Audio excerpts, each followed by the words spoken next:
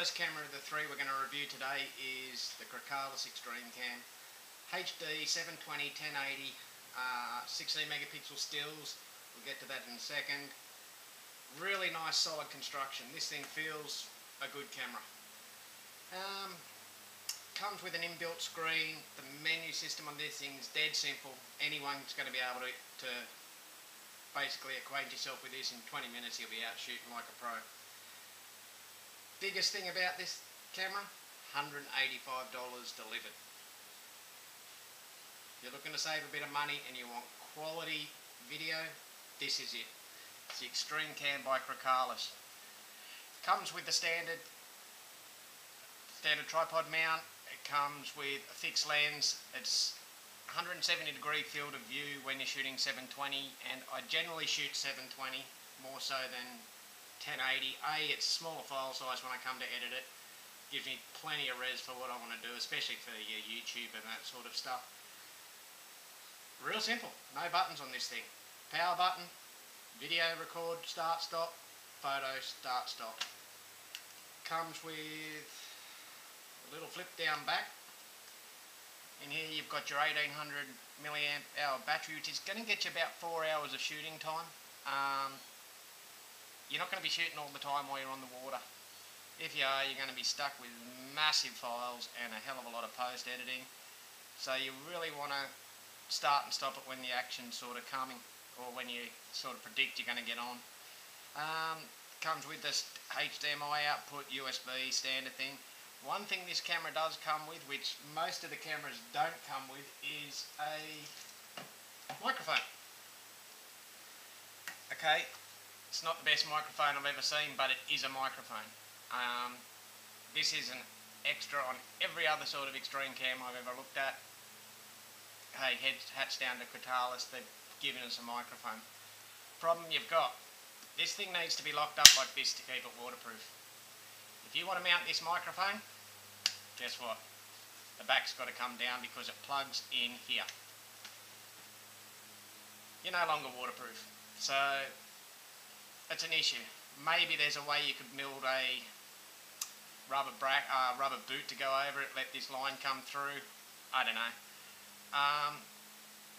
Let's face it, these action cameras are not sound recorders. They're not made to be sound recorders. Yeah, they can do an okay job with an external mic. Without an external mic, every single one of these ones that I'm going to review today, including the GoPro, including the Contour, including the Silicon Industries, they're rubbish. Absolute rubbish. So we'll get on to audio a bit later on. There's the microphone. Okay, not much else to say. The menu's really good. The fact that this thing has got an inbuilt screen is a godsend when you're trying to line these things up. I'll give you a look at it now. I've just got to reboot it. Okay, there's the screen. So basically what you see in the back of the screen is what you're going to see out the front of the lens. You mount this thing on your kayak, aim it at your seat, give yourself plenty of room to work with, no issue at all. What this camera doesn't come with, that the other two that I'm reviewing today do come with, is a remote control. So if you're going to mount this camera, you need to be able to reach it if you want to stop it. I definitely recommend stopping it. Takes up to a 32 gig card, standard SD card. I don't recommend going over 8, it's your call. I just think 8 doesn't tend to compress as much as what the larger cards do these days. Maybe they're going to get better in the future, and as a photographer, I mean, I remember buying 128 meg cards. So 8 gigs is heat. It's going to get you the best part of 2.5–3 hours worth of HD footage. So no issue. Big thing with SD card, buy quality brand name SD cards. I can't stress that enough. And buy Class 10. Class 10 is going to make all the difference when you come to download these videos off these cameras onto your computer later on in the day. They're fast, they're the standard. Don't fool yourself by getting a Class 4 and think it's going to be as quick. It's not, and chances are you are going to drop frames. If you don't know what I'm talking about when I say drop frames, get a Class 4 card, you'll soon learn. Like I said, records in MOV format. 1080, 720, 720 is 170 degrees. It is a smacker of a camera. For the price, for $185 bucks, you can't beat this camera. Worst part, audio. But hey, what are you going to do? We'll work on that later. The second camera we're going to have a look at is this one here. This is called the Posieden. This is the cheapest action camera that I could sort of find that looked okay. These come in now for about $85. I think when this one was bought it was about $120, $130, but they're about $85 now posted. Chinese again, same thing again, SD cards are saying what this doesn't have is a screen. It's got a little screen like a GoPro screen which gives you all these sorts of codes which you've got to learn, but it doesn't give you a screen. This thing also only records 720, not 1080, and probably the biggest downfall of the lot is it records in AVI format. Now AVI is a compressed format. I personally don't like it. Give me a QuickTime any day.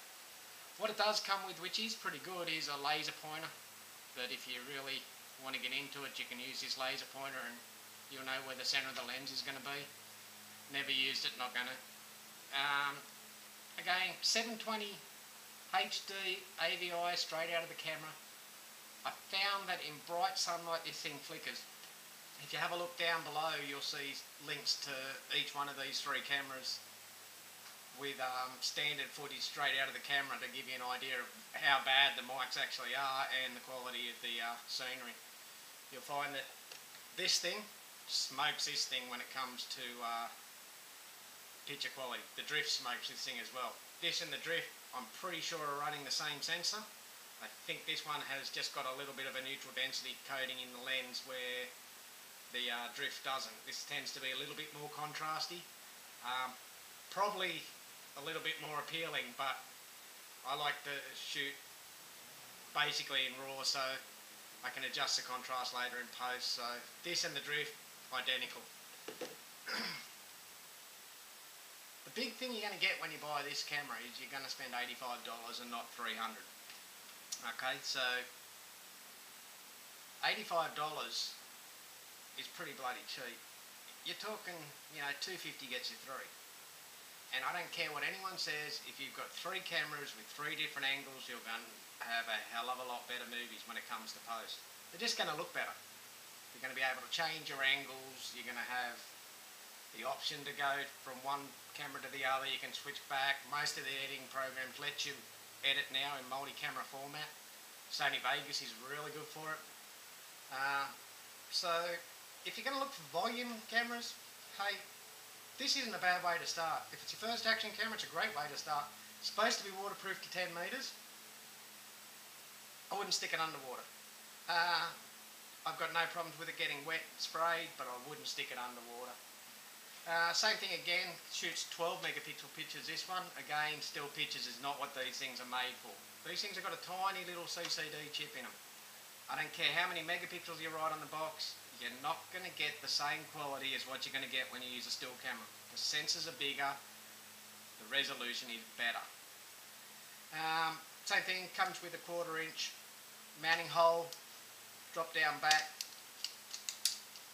Again, comes with an 1800 milliamp battery, SD card slot at the top, HDMI TV out, plus your USB. No microphone on this one. The microphone on this one is down here somewhere. It's a tiny little hole.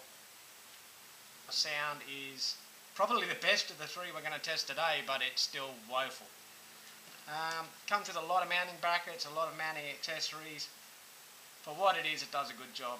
So, you know, maybe you set up one of these as your main camera and a couple of these as your extras for your different angles.